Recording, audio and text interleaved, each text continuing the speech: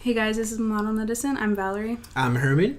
And in this podcast, we basically just critique, discuss, and talk about amongst ourselves what we would do in the K-pop industry, just like certain creative business decisions.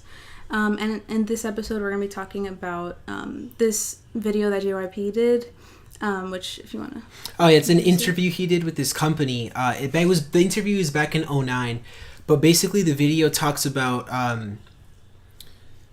Well, basically, to put it simply, JYP called the entire industry. What you see today, he was basically revealing that to us, but he thought of those things back in 2001 when JYP officially started. So I guess let's dive right in. The first thing that we kind of wrote in our notes was kind of what he was talking about. Which, by the way, we're going to put the video in the description. I think that's important so you guys can see for yourselves. Mm-hmm. So... back in 2001, basically, he had a sit down with his staff at the time, right? And he said, from now on, what we're going to be doing is creating stars, right?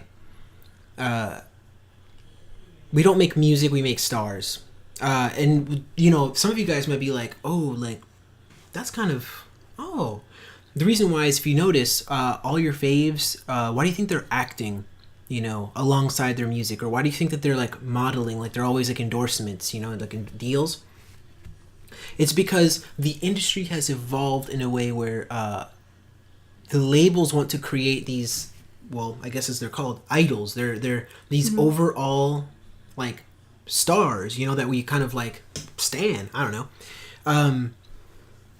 And basically he goes on to say how the reason why that thought process came and why this industry had to shift in that direction was because when high-speed internet became a thing in Korea in the 90s, just like how it was for us, CD sales apparently dropped 90%.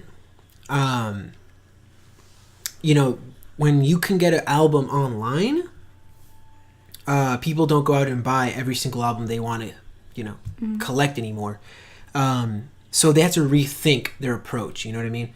And JYP basically said, no matter what happens distribution-wise, how music is distributed, people will always gravitate toward other humans. In this case, the idols.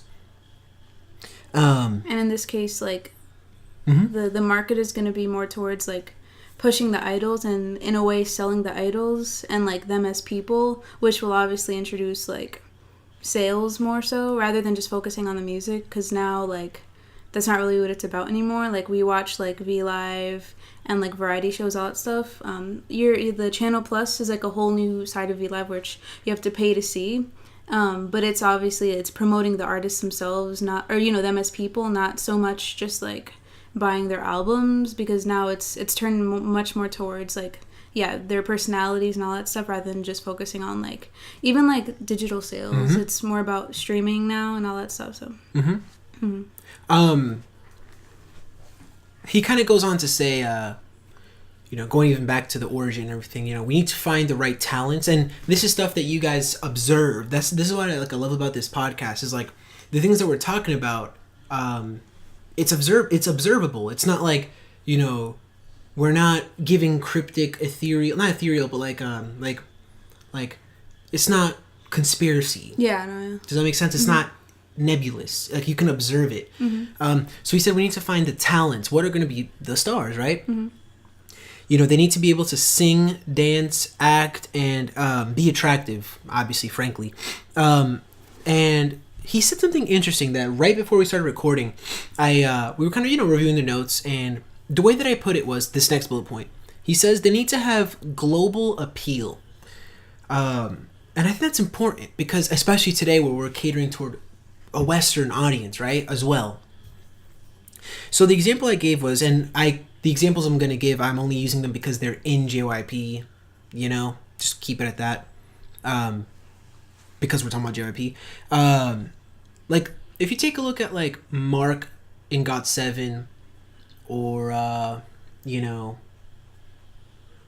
terms of what? No, the whole aspect of, that global appeal we're talking about. I'm trying to think of a Twice member.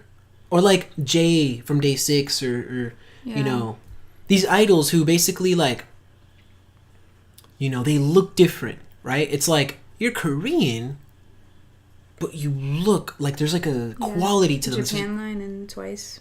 Yeah, no, yeah, it's a good one. Like, you know, there's just idols, you know. Even like if they're full Korean, like you could tell that he wants to pick out people who like look unique. You know what I mean? Which in this industry, it's evolved to be as such. Like, back then, back in like like before 2010s, like you could tell that they were trying to pick people who fit like the stereotypical Korean standard of beauty or whatever. Right. I would even say more so before 2006, before that, because if you look at TVXQ, they looked like different too.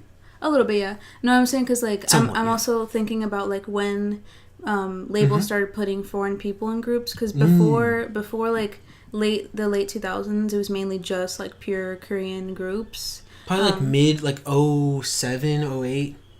Probably, you know, around that time. Probably about there. 2 p.m. had like, you know, a variety. Nikunu's Tie. Yeah. And like Victoria FX. Yep. Who else? And even and Henry. Miss A. There's just some Gia is Chinese, but yeah, just like the focus more towards like bringing like a wide range of like culture. Yeah, basically like cultures and like language. And just representing obviously physically as well, like just people who look unique and not full Korean. I really don't know the mystifying aspect of that. What I'm trying to say is like when you see an idol that looks cool, like they look like different, like right, like well, to put it simply, it makes them global. Does that make sense? Like, it's not like, you know, oh, like you're from here, you fit this look, done. Like there's like this aspect of like mystery to it. Like I don't know if that makes any sense, but like that's kind of the vibe of what we're talking about. So JYP goes then to talk about how and again, as we know, more of a long-term approach for his idols, right? Like to give a counterexample of that, you know, look at the example I came up in my head. Do you guys remember in 2012-ish, 11-ish, LMFAO in the States here? Where are they now? Right? Like, they had, like, one album or mini album. I don't remember exactly how long it was, but they made multiple singles. They milked it. And where are they today? Right? So, if you notice in the Korean industry, that's not what they do.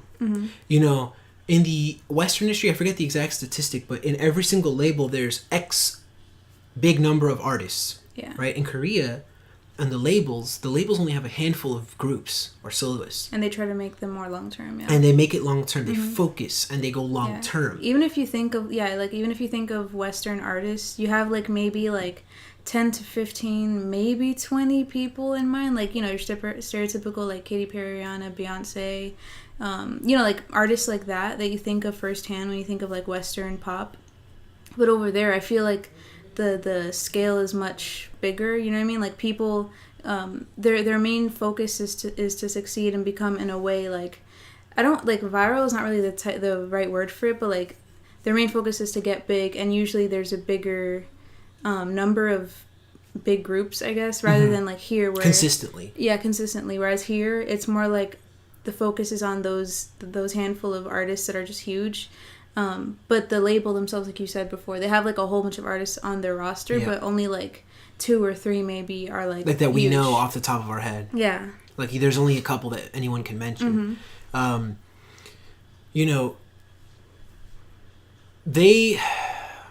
and I think being multifaceted, you know, acting, dancing, singing, whatever, I think that encourages that aspect of longevity. Yeah. Right? So it's like, you know, if look at SNSD right now, right?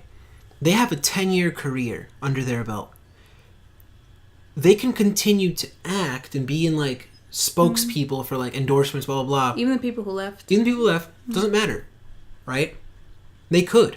What I'm trying to say is that longevity is, I think, boosted and enhanced by the fact that they're multifaceted. Right? That's the problem, and that's goes into our next point.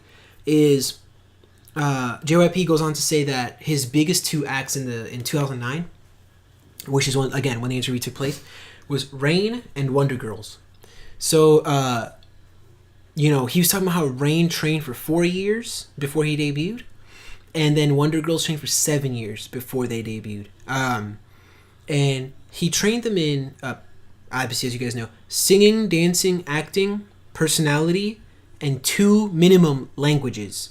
Now, that part, to me, stood out. Yeah, that's great. And obviously, like, within, especially for the Wonder Girls, in 7 years, I feel like that's possible to do all these things, which I think that's the upside to having a really big training period. Is if it's put to use by, like, learning all these languages and all these different talents and stuff. And yeah, also he said if you're dance focused, then you also have to learn acrobatics, which we can see with GOT7 a lot, like specifically Jackson and Mark, and I think a little Bam Bam, right? Mm-hmm. A little bit. Especially back then, like in their earlier days, like they did a lot of like flips and shit for like their choreo, which obviously we think it's really unique or whatever. Like no other group really does that type of thing, which obviously puts more appeal to them. So yeah. Yeah, no, and I feel like languages as well go with that globalization aspect where it's like, Wonder Girls, for example, in 2009 or 10, I think Wonder Girls debuted their show. I think it was a show or a movie. Here. Movie. Yeah, movie. Here.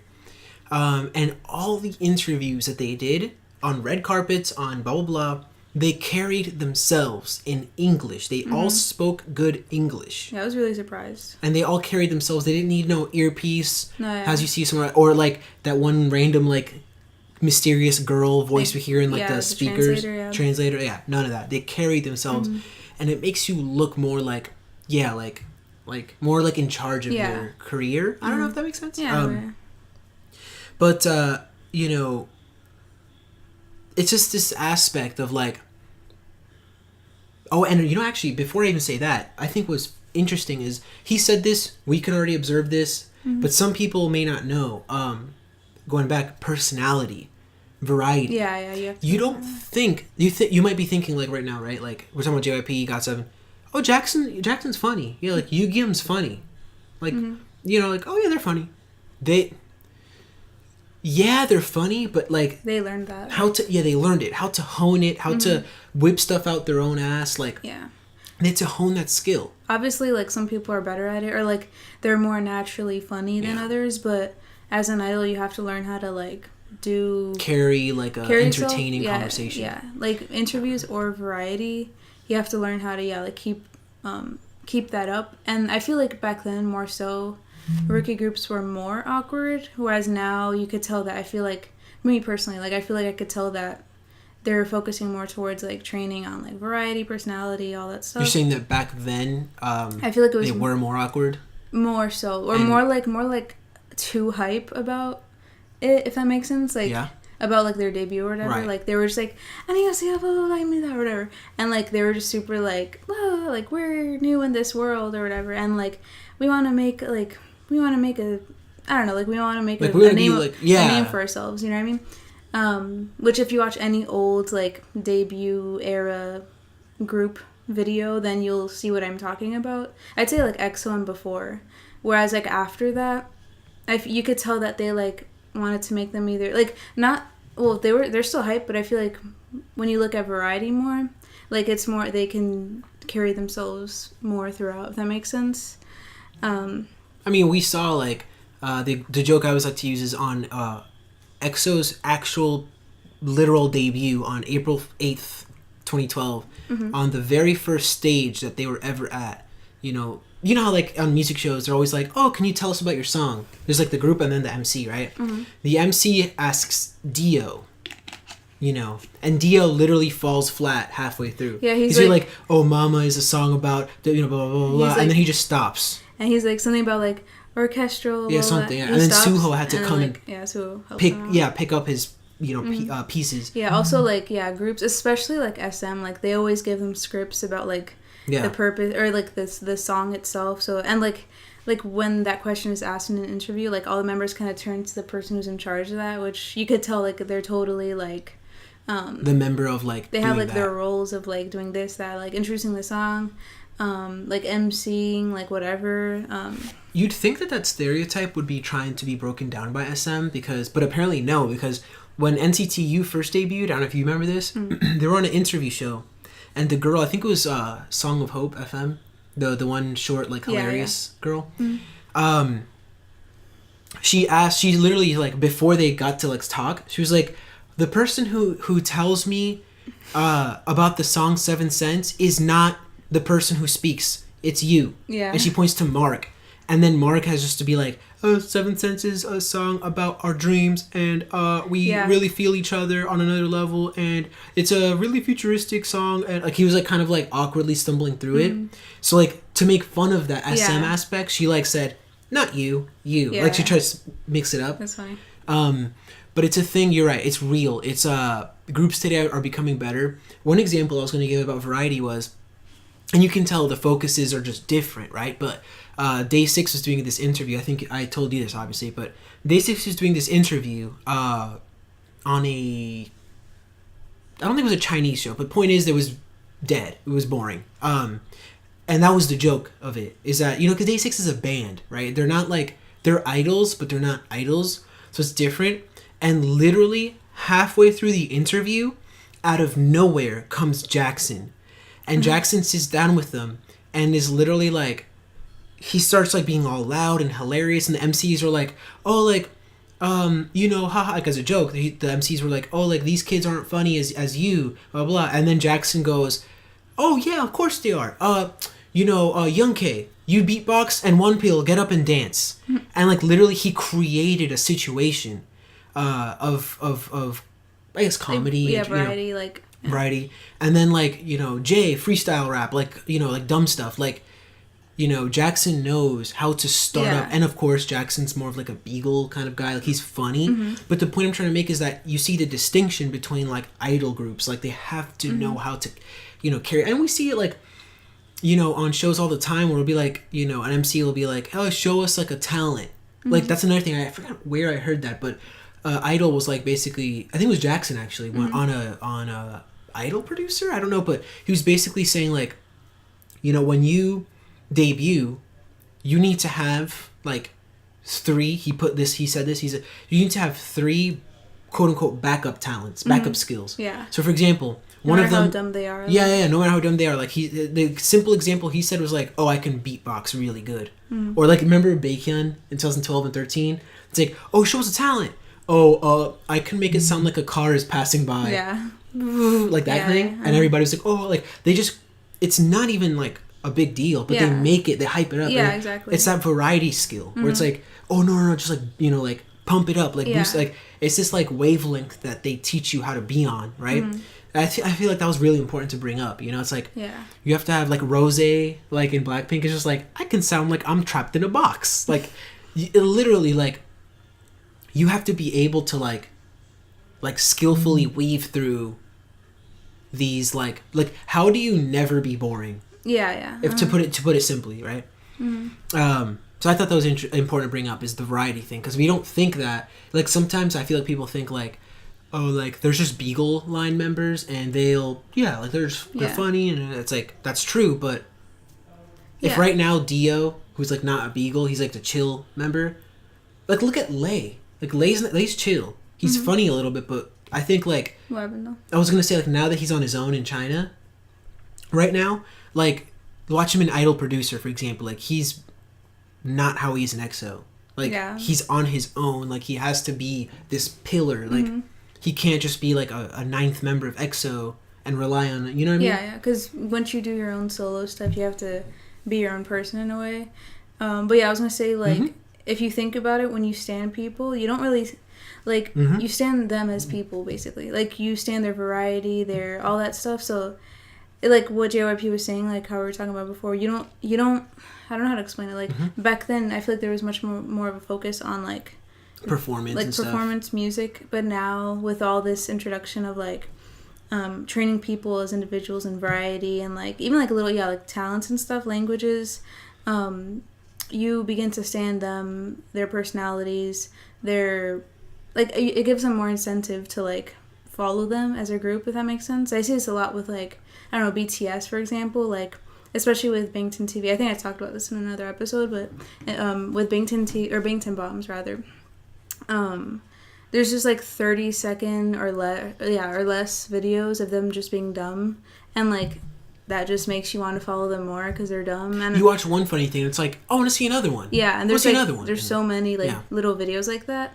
and I think that's really important for like a group, and like building a fandom is like, I don't know, just putting yourselves as a group out there, and just showcasing personality, all that stuff. Oh yeah, which by the way, on that note, everybody watch episode 2. We talk about promoting pre-debut groups, basically talking about all this. It's like, how do you make it so that when you do debut, what are the highest possible chances of success? Like, what can you do? Yeah, and that's one of them.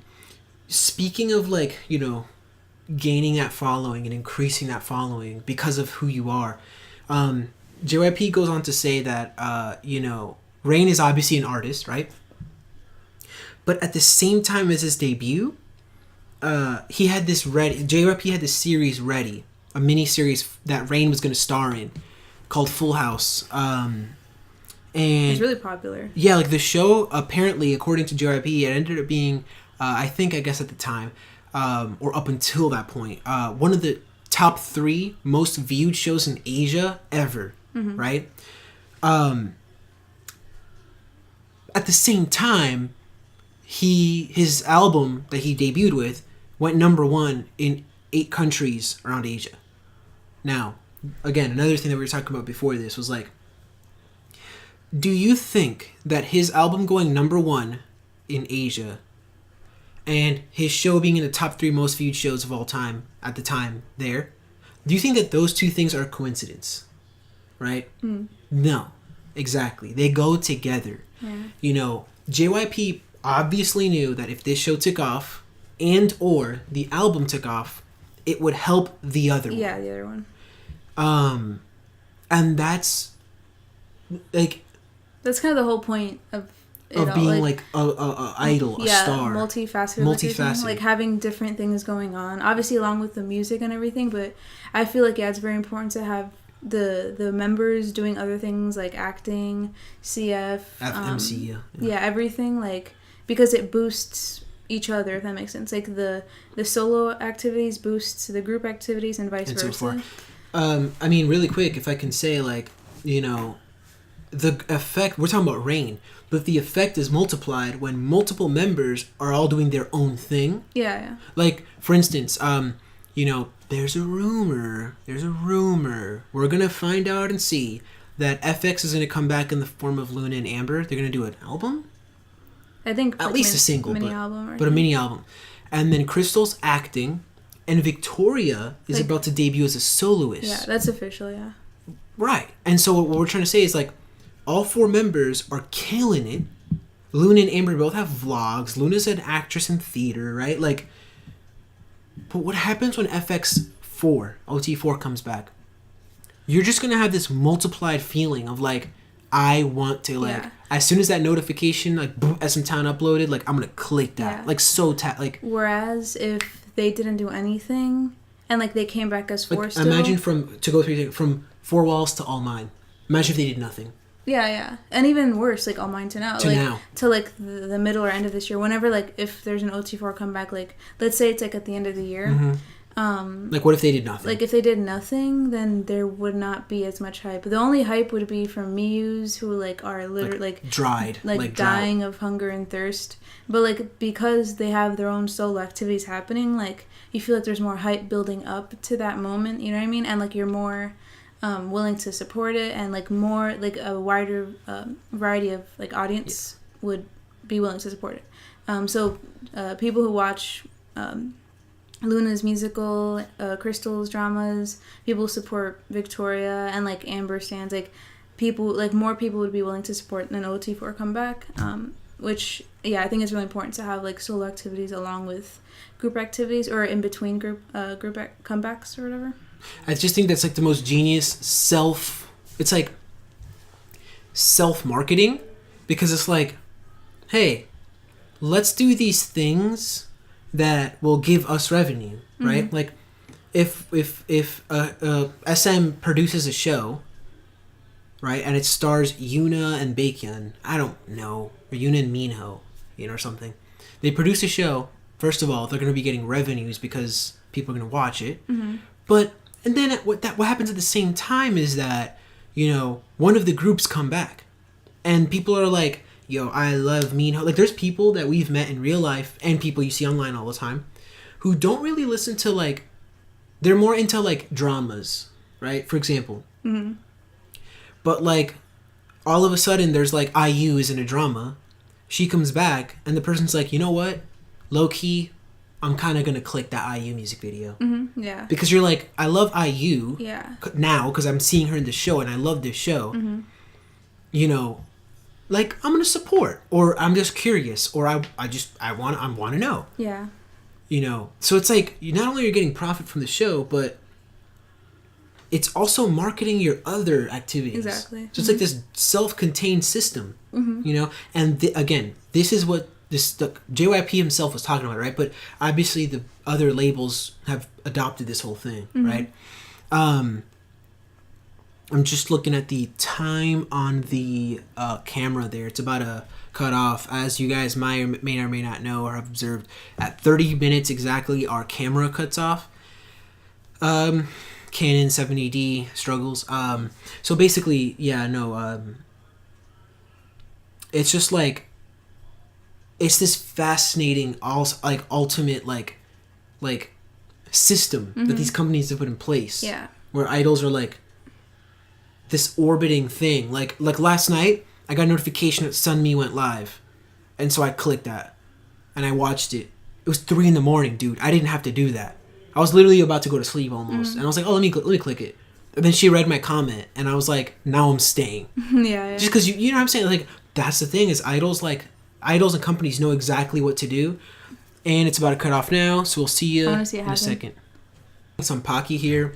We went full weeb mode, so yeah, our grocery store started carrying them, so like literally, fuck it. And they carry really good ramen brands. They carry Shin and Nongshim, which is like the two best. Well, they're the same thing. Shin ramen. No, but like the two like the red pack, and then the bowl with like the kimchi one we got. Yeah, both Nongshim, but yeah, like no, but like yeah. Shin ramen is under Nongshim. Nongshim is the God company. The God company. Like, that's like the company to get your ramen from. You heard it here first. So anyway, as you guys obviously saw, the video cut off there, which is a perfect transition for our part 2. Mm-hmm. JYP also speaks on the guy. The guy's in, I think, in Britain. The interview, it's English. Yeah. The guy asks him, by the way, JYP speaks really good. Like, he speaks perfect English. Like this. Just like a slight, like 10% accent. Like, you could tell, like, he has to think more about what he's saying, but like, it's still like... So I would recommend to, first of all, know what we're talking about, but second of all, just to hear that English, watch that interview. Yeah. But he goes on to say, the guy, so tell us about, albums. Like, are they a dead format? Are they, like, what? And then JYP says how, 90% of the like I said earlier, 90% of them dropped. Mm-hmm. Physical, right? Physical. But digitally, pardon me, digitally, 60% of them or so, because remember, keep in mind, this was like in the 2000s. 60% of the album sale or digital sales were like phone, like ringtones, callback tones. Yeah. 40% were streaming. Mm-hmm. And he says, and as you guys can see today, streaming low key is going to take over like radio. So if you like, it's highly likely, like I'm going to put it 2018, right? It's highly likely that when you have like, oh, like I'm just on my computer, like reading this thing, or I'm working on this thing, I want to put music in the background. You go to your iTunes playlist, most likely. Yeah. Or a YouTube. Like, for example, I personally, in my room, I have a PC, right? I have 2 monitors. I'll be on, let's say I'm working in Illustrator on one monitor. On this monitor, I'm watching a music video of 17 or something, you know what I mean? Or Luna. Like I'm always I'm streaming somehow. Mm-hmm. I don't flip on a radio, right? Yeah. So he was right about that. But beyond that, I mean, like, the way that the industry works is through sales. And I don't understand. Well, I understand because we're about to speak on it. But when we were into more Western music, everybody bought digital music. Yeah. Or pirated, to be frank. But in this industry, everyone owns... Now, some of you guys might be younger and may not have the money to do this, but everyone we've ever met and seen online owns albums. Like for K-pop? Owns physical albums, yes. Yeah. Most people. I would say like 99. And the other percent are people who like... At least one album. Like... Literally. Yeah. Even if you want it. Even like, if it's a gift. Yeah. Like, it's a gift. Like you have it. Why though? Because albums, if you look at... Well, first of all, actually, we set up a joke for you guys. Okay. So here's a Western album. Here's a Western album. So, okay, yeah, cool. Iconic Nevermind by Nirvana, right? Mm-hmm. It's that's fine. The camera's gonna tweak. Yeah. A jewel case. Would you rather have that or this? This is Keep Your Head Down by TVXQ. I mainly chose this one because of like the actual, distinction, like physical distinction. And like, look at this. It's like it's a book. It's a big ass book, and it's like it just has like it's a photo book basically inside. It's like the incentives. By the way, this is, to be fair, this is like a limited edition version. Yeah. Version. The other one is ain't no Western limited edition that looks like that. No, anyway. I know. Yeah, it's still the same exactly. And the original edition is still like pretty thick. Yeah, it's like thick compared to like this flimsy ass shit. So like, basically, yeah. Like I feel like with this industry, back then actually, like just because I've seen Reply 1997 and it takes place actually in the 90s and 2000s, and back then they did K-pop used to just sell like jewel cases, but as JYP said, like, you know, we've switched to more like because it's not about when you buy an album, this type of thing. So like when you buy albums now, it's more about like the souvenir aspect of it. And you kind of have an incentive to buy the album because of like the photo book or any goodies that comes with it. And another example we were saying before is Limitless by NCT, which we have back here. Yeah, I don't know if it ever shows up in video. Actually, it should. It should, but it's like tiny. Wow. What we were saying before about it, like that. Oh yeah, like would you rather? Yeah, it's like would you rather get a jewel case with like a little lyric sheet and like the CD and like front and back cover, or would you rather get this like actual like manufactured like cardboard casing with like stickers, photo cards, like this and that? We're actually the thing is we were saying in terms of like just like the incentive to buy the album, because you can if you want you could just stream it, you know what I mean, you could just not only that but like just to be clear on something, we both have Apple Music. We have Apple Music. Like do you know how easy it is for me to be like in my class and to be like, let's say the new Lunar Girl comes out. Oh, the new Lunar Girl's out? Open my music app, search up Luna on the search, see that the newest release was X member, because we still don't know who it's going to be, and literally click the album and press add. Mm-hmm. That's it. And it's now in your iTunes library. Do you know how simple that is? Mm-hmm. But when you buy the albums... You buy them, and it's like... For the like the experience. The experience of it, what did you say? It was like a souvenir aspect. Yeah, like you get like... like all the time you get a photo book, which it's an entire photo shoot, you know, you got to see like different shots of your bias, the whatever. Photo card. Yeah, the photo card is like one of the only souvenir aspect of it, mainly just because it's like unique to your specific version of the album that you buy, and it's like this whole random, like it's random, so it's kind of this whole like game of chance, like am I gonna get this? This is why you buy albums. It's like and this whole experience. Yeah, this whole thing, and like that's what K-pop has come to be album-wise, physical album-wise, because again, like he said, like if they stuck to jewel cases, like that 90% would have dropped to 100. That would I would have been dead. So like we got people like I don't think that number's at 90%. I think it's like those numbers have gone up. I think, and let me tell you why. What the drop? The drop, the lack is not 90%. Yeah. We got girls who are out here buying 70 copies of The War by EXO at a time. Yeah. And not just EXO. I'm just using EXO as an example, but like any album like. One, some people want to get all the photo cards. Two, some people want to get into the fan meetings, Reselling also. Which, by the way, we didn't even write that down. What? Fan meetings is the reason why... Well, first of all, it's a good reason to buy albums. But fan meetings are the reason why Luna are making physical albums. Luna said... Blockberry, not Luna the group, but Blockberry was like, if we sell albums physically... and we give people a chance to meet the members and get the album autographed, you know, that obviously is going to drive sales. Like you have to buy albums physically to get right? into fan meetings, or to put your name more into the raffle yes. of like getting chosen. Yes. So the best way to do it is buying hella albums. And so Blackberry got kind of sales by that. Yeah. That happens with every album. I'm just saying Luna didn't have to do that. No. They're not even debuted yet. They're pre-debut. It's just right now it's this big old grandiose project. Yeah. But they still chose to do that because they see the results. Did they do fan meetings? Like, did they always do fan meetings? Yeah. Yeah, they did. I find that interesting. That's cool. Like it's and like you would have thought that in the beginning, especially like they would have like no. But the thing is that like the way that Blackberry makes it is like you would think, right? It's like, oh, like 10 people only, right? You would think that's really awkward. Like, oh fuck, like, you know, we did good. But like Blackberry, like for example, I was watching the Kim Lip one, the Kim Lip fan sign, and it was like this like intimate little like room. It was like in this music store, like this giant ass like mega store, and there's like this room in it, right? But it was like this cool atmospheric, like dimly lit room. Like everybody was like all like streetwear, like everybody was like cool. Like it was this atmosphere of like intimate, right? So I feel like how you spin it can really make it or break it, and I think Luna's doing a really good job.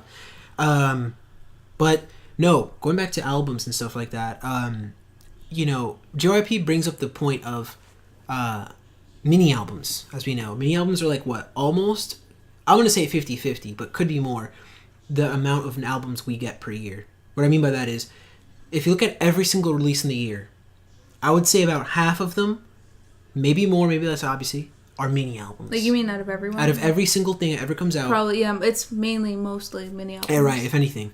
And the reason why that's the case is because they're easier to make.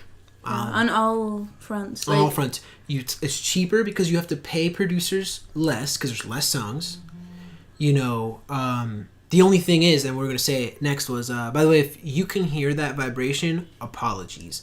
You know, with a mini album too, because there's less music coming out at a time, you can come back 3 to 4 times a year. Or not 3 to 4 times, I'm sorry, no. Every 3 to 4 months. Yeah. Or about like anywhere from 2 to 4. 4 is kind of pushing it, but 3. 2 to 3, yeah. 2 to 3 times a year. Which is like what we think of as normal within this industry. Yes. Whereas like in the West here, like it's very common for an artist to like come back every like 2 to like 5 years, I'd say, which it's normal here, or in the West. And then if you go to like the K-pop industry, like that doesn't fly over there. Yeah, like no, it doesn't fly. Especially for like obviously newer groups. Like the newer you are, the more frequently you have to come back, or else you won't survive. Because people like I feel like this thing that's going on with Blackpink right now, just to kind of put them as an example, like as we could see, like people are losing interest. Kind of. They're lucky that they have Blackpink TV or Blackpink House, and the fact that they're in YG. Yeah, and that they made such a good first impression. Exactly, yeah. So they still have like a general amount of hype, or not hype, but interest still there. Like, yo, Blinks, are y'all really trying to tell me right now that as of February 8th of 2018, are y'all really trying to tell me that y'all still bumping the same 5 songs like as if there's no tomorrow? Yeah, like as if it's the first time, no pun intended. You know. No. Like, that's not okay for a new group. Like, obviously, you're probably eating Blackpink House up. Yeah, like, taking everything you can get. Yeah. But that's what we're trying to say. Yeah, I know you're not okay with just 5 songs. Like, that's what I'm trying to say. Give it up. Like, let it out. You can cry. Yeah. It's okay. Like, you don't gotta be hard. Because YG, the company, like, they're just making a mistake with that. Like, sure, like, we did want, like, Blackpink TV one way or another. We did want that.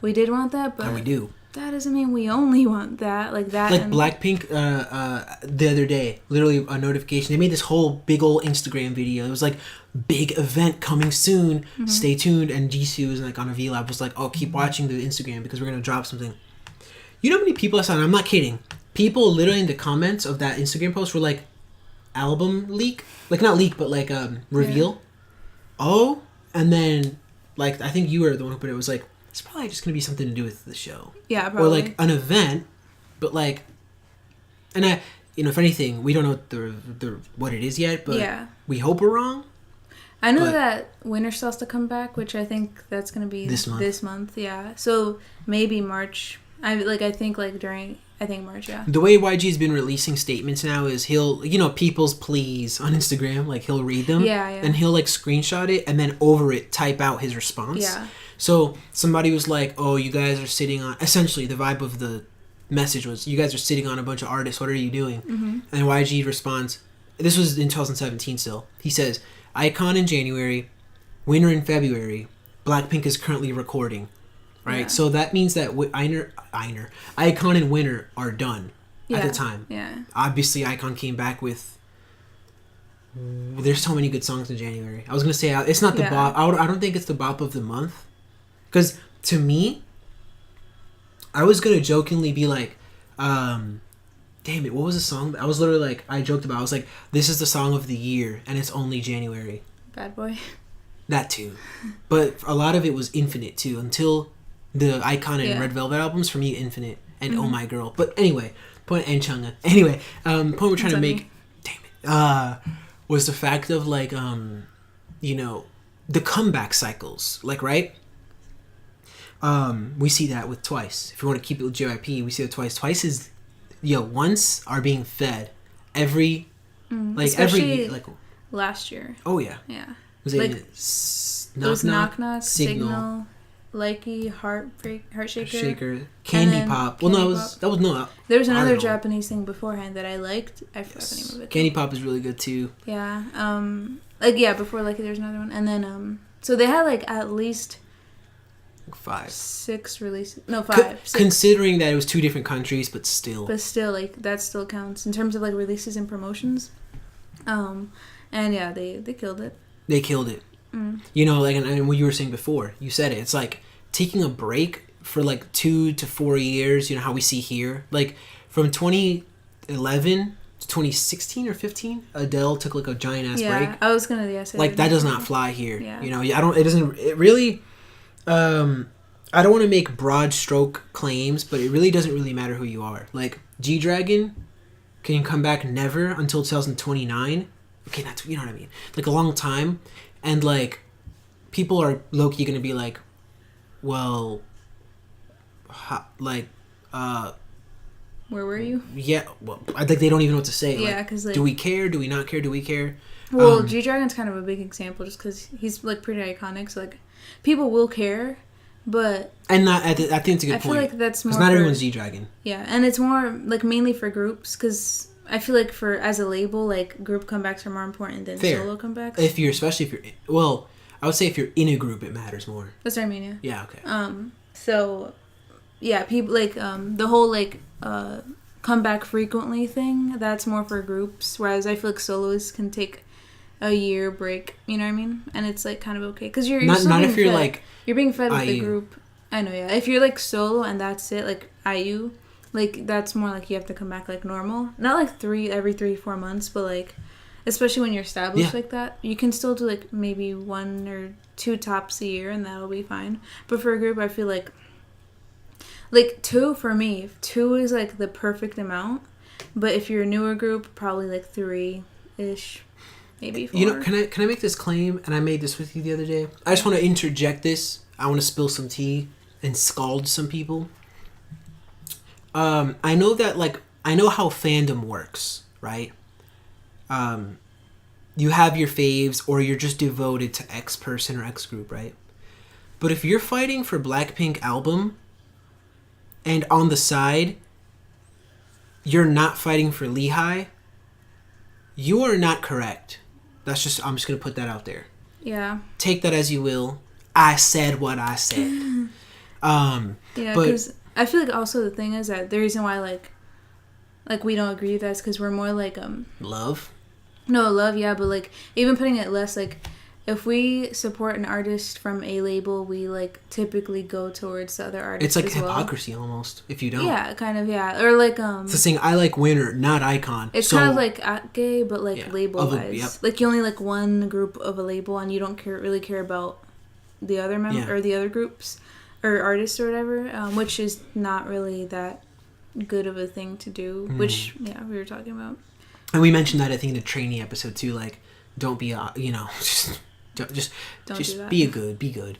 But basically, I put in a bullet point here that's talking about, and I think I was thinking while we were talking right now, when internet penetration rates reach a certain point in the U.S. and albums don't cut it anymore, but that's already the case, low key. You know, people are still making fucking jewel case albums. Like, Yeah. I'm taking classes about revenues and revenue streams and management in the entertainment field in my school. It's my major, and they're always talking about how, like, yeah, tours hedge the loss of album sales. And in my head, I'm just like, well, we could improve the album sales if you actually give people incentive to buy the album. Yeah. Because right? if you think about it, like, Westerners are also going through this, like the whole streaming thing taking over all this shit. And like piracy. But yeah, piracy, and they're still selling fucking jewel cases. Like, they're still selling. It's like, now, literally, given this, what, like, obviously, like we said, we don't pirate, we use Apple Music, but given this scenario and given this solution, which isn't a good solution, we're gonna stay pirating. You know, I can't wait for somebody to say, like, take that, like, we're this, and we're gonna stay pirating, and, like, out of context, and we become, like, the icons of, like, evil, like, oh my god, just, like, bullshittery, like thing, and then, like, they actually watch us and we're fine. We're good, yeah. Controversy to drive views. I'm playing. I live for fraud. Yeah, what was it? Fraud, fraud, thievery, like, whatever, robbery, and scamming. Scandal. Yeah. And essentially, another thing we wanted to touch on, I think we can jump over here, is just, like, literally what we just said. It's like albums being fucking good. Like that 17 album right there, like, I would buy it because of all the things it comes with. What just happened there? I didn't pirate. Point I'm trying to make is, making good ass albums physically combats piracy. Exactly. Because it gives people incentive.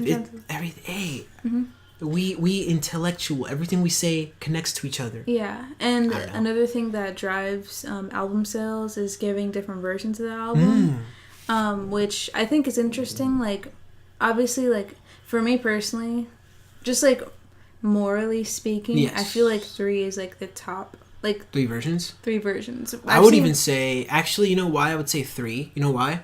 Because if you make 2 versions and one of them is, quote unquote, more socially seen as superior to another version, the second version won't sell. What I mean by that? Icon's album, people are very likely, now I have a counterpoint to myself too, but people are very likely just going to buy the red version. Yeah, because it's the digital that happens, one. Yeah, with the digital versions. Unless, my counterpoint, the black photo book and the shit that it comes with is better. Yeah. Like what you were saying with Red Light. It's like, you like the Sleepy Cat version, but the Wildcat is the official one. And it's really rare. It's rare. Which, if anything, drives more hype to it. But you like the Sleepy Cat version. I just so happen to like the Sleepy Cat version. So that's when it's like the same thing. And yeah, and people, like, when, like, there's not even, that's not even that rare, but, like, these days a lot of fans of groups, they would literally buy, like, all the versions. I'm kind of that, like, the type of person to do that. Depending on the group, like, if I stand them, like, really hardcore, like, I low-key want to buy all their versions. But if it's like a certain amount, yeah, like, if it's like 3 and down. Now, what do you think about member versions? I think that's fine. I think, yeah, like, don't do that every single album. Like, no, yeah, not like, do that one time. If it's like a 3-member group, no, I was kidding. Like, I would get, like, because usually sometimes there's group versions, like, and that's mainly for Japanese releases, like the whole member thing. Shout out Exodus. There's 20 versions. Yeah, that one, that's hardcore. Because there's 10 members, and then they did Korean and Chinese. And they all count for, like, sales. Yes. Like, no. That's actually there, too. That's why people do, they do versions, is to drive sales. Versions? Because people are, like, the album's always going to sell, but there's also going to be the pretty high chance that there's going to be people who buy all versions or several versions of the album. Like, you're at least going to sell one. Yeah, at least one. And, like, just putting more versions puts more chances of getting more album sales, if that makes sense. And another thing that even, like, adds to that is repackaged albums. Like, because don't they count towards the original one? So, for example, what made XOXO, random XO album example, sell so much? sell a million copies is that they released You know what? Let me not use that one because Growl was like viral. So Yeah. Growl improved. So when they released Exodus, right? They sold X number of 100,000 copies. No, I When- think it's like 1,000,000 plus. No. Like this is like still in 2015. Like the album is out, people are buying it up still. Oh, like at this that is still in the time? process. Yeah. Okay. When they dropped "Love Me Right," now all the people who are still buying Exodus, sorry, almost slipped up, and all the people who are now buying "Love Me Right," they're both counting toward the second album. Mm-hmm. That's the nuance. Exactly. That's why you always see album titles on iTunes and like physically it'll be like EXO the second album, Mm-hmm. Exodus, or EXO the second album, Love Me Right, because they count. Yeah. That it's like a loophole where it makes it so that like if they're titled the same thing, right? Technically, it counts. Mm-hmm. So that's why. And then what I was saying was, and then people buying Exodus and Love Me Right and multiple versions It drives this like the same sale number. all of a sudden, you now have 1 million copies sold. Exactly. Right. Yeah. Mm-hmm. And obviously these different typically like the best way to do this is for each version to have different things in them, so different photo books and stuff to give the incentive or whatever, and then the repackage is like a whole other thing. So like having like that those differences, those little nuances in each thing drives people to want to get them just because they want this photo book or whatever. So I think would be the epic bait for people is the photo cover, the cover of it to be on version A to be like really good, the photo cards of B to be really good, and then the photo book of C. Yeah. Or like the poster or something to be really good. So people have a reason to buy all three. People can ultimately still choose. Yeah. But you are going to improve the chances of people buying multiple. Exactly. Yeah. That's what I would do if it was them. I would make every album like 17 shit. Like, you know, like they always have like hella goods inside. Like make it really just really likable physically. I think low key, is there anything else we need to touch on? Basically we're done. We're just wrapping up, trying to think of anything here. Album sales, I don't know, man. This is kind of 2 topics in one. Basically, yeah. But it's all under the same video. Again, we're going to link the JYP video. Do you just want to end it off? Do you want to end it off here? Yeah, I mean, that's basically it. If you guys like this video, give it a big old thumbs up. If you hated it, you know what to do. Again, this is Valerie. Herman. And yeah, thanks for watching. Model Netizen. Love. Thank you, guys.